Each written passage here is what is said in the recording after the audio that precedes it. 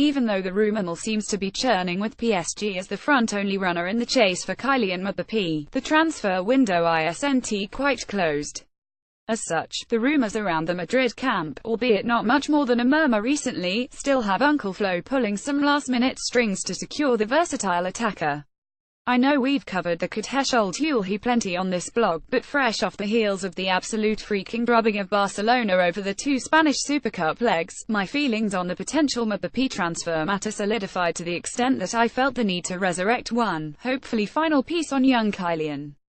I give you my 3 reasons why we don't want us some Mbappe. 1. The dollars. This first point might seem silly, particularly since Florentino continues to brilliantly handle this club's finances. We're in a really solid place and have sold some, bought some this window, but have plenty of cash if we wanted to splash on another Galactico.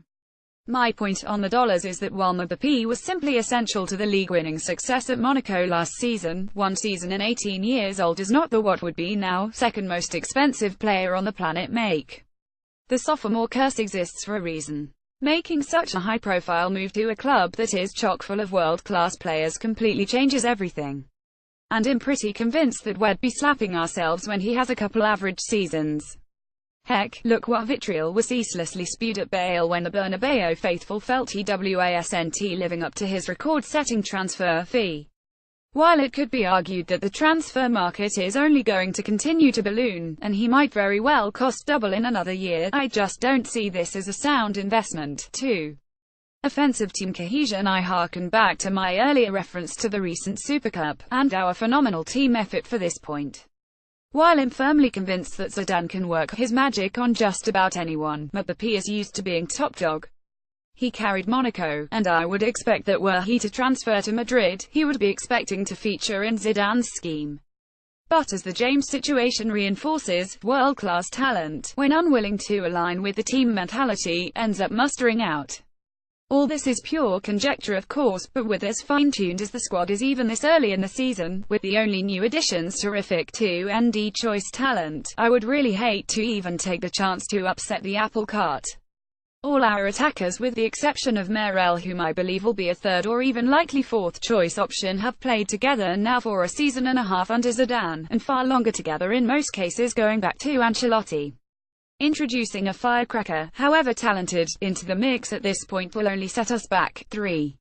Karim freaking Benzema, which segs nicely to my final point. As much flack as Big Benz takes, we could not ask for a more influential, instrumental choice striker on this team. Karim Benzema is, in my mind, the most well-rounded and versatile striker on the planet. It may seem like we're on a Karim love fest after just published a great piece featuring Benzema's defensive work rate following Tuesday's match. But it's well warranted, given the attacking prowess this club has from so many fronts, having a frontman who can not only score goals, get assists, create chances, drop deep and link up with anyone, and even defend. Not only can you not find that pretty much anywhere, but it is indispensable in this Madrid offense.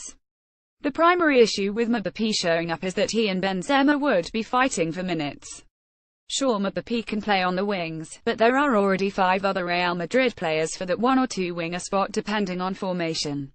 On top of that, Ronaldo is finding himself more and more in the center, and we seem to be favoring 2 up top rather than 3 in Zidane's hybrid 4,424,414,212.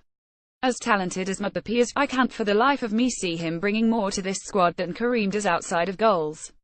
But Real Madrid don't have any problem scoring goals.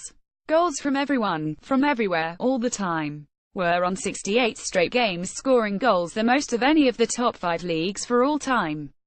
And since that's really the only upside I see, it just doesn't make sense to me to splash that kind of cash on an 18-year-old one-season wonder, potentially upsetting the glaringly palpable chemistry this club already has to compete for a spot we don't need to fill.